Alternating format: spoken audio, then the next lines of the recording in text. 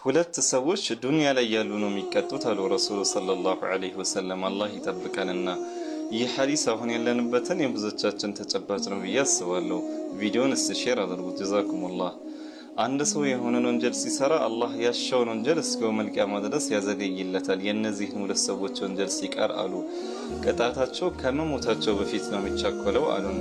አንደኛው ወዑቁቁል ዋሊደይን የወላጅ ሐቅ ያለበት ሰው፣ የእነሱን ሐቅ ማይጠብቅ የሆነ ሰው እነሱን አዛ ያደርጋል፣ እነሱም ይረግሙታል። በዚህ ሐያት ውስጥ ያለ ሰው የእነሱን ሐቅ ማይጠብቅላቸው የሆነ ሰው ማለት ነው። ሁለተኛው ደግሞ በጊ የሆነ ሰው፣ አምባገነንና ድንበር አላፊ የሆነ ሰው፣ ከሱ በታች ያሉ ሰዎችን የበላይነቱን ተጠቅሞ የሚጎዳና የሚበድል የሚጨቁን የሆነ ሰው ቅጣታቸውን አላህ ከመሞታቸው በፊት ዱንያ ላይ ያለ ነው የሚያቻክለው ብለው አስጠንቅቀውናል ማለት ነው።